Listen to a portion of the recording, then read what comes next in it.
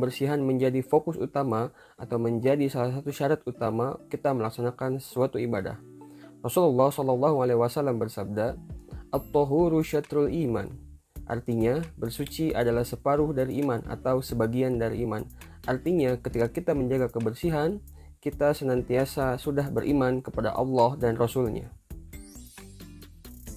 Lalu, kapan pertama kali sebetulnya ibadah khitan diperintahkan atau disyariatkan dalam agama Islam? Khitan mulai diperintahkan pada zaman Nabi Ibrahim alaihissalam. Kisah tentang Nabi Ibrahim diriwayatkan dalam hadis, "Wahtatana Ibrahim alaihissalam wa huwa 80 sanatan bil qadum." Rawahul Bukhari. Artinya, Ibrahim alaihissalam telah berkhitan dengan kapak sedang beliau berumur 80 tahun. Dengan demikian, melaksanakan syariat khitan merupakan salah satu bentuk ketundukan kita terhadap perintah Allah Subhanahu wa taala serta bentuk pelestarian syariat Nabi Ibrahim alaihissalam. Oleh karena itu, sebagai umat Islam khususnya laki-laki, kita tidak boleh takut dengan syariat khitan karena sebagai umat Islam, tujuan utama hidup kita di dunia ini adalah melaksanakan ketaatan kepada Allah Subhanahu wa taala. Masuk ke pembahasan selanjutnya, yaitu tentang pengertian khitan. Sebetulnya apa itu khitan?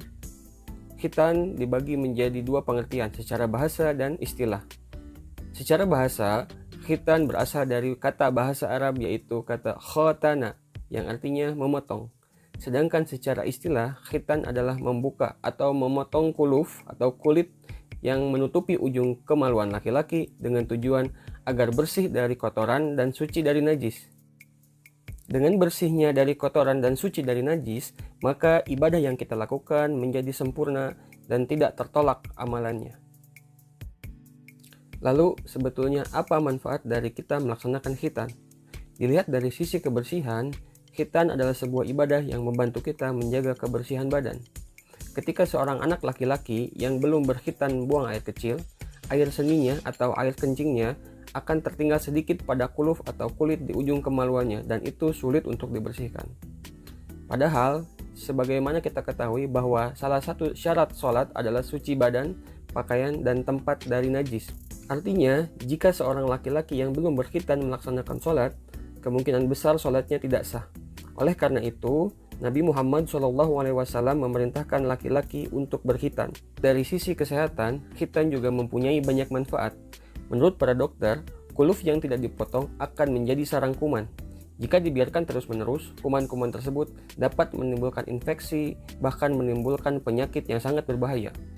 Dengan demikian, sebagai seorang muslim, kita tidak boleh ragu untuk melaksanakan khitan, utamanya untuk mentaati perintah Allah Subhanahu wa taala serta untuk menjaga kesehatan. Lalu, timbul pertanyaan, apakah perempuan juga dikhitan? Bagaimana khitan pada perempuan? Nah, untuk perempuan, praktek khitan dilaksanakan dengan memotong sedikit daging yang berada di atas faraj atau kemaluan perempuan.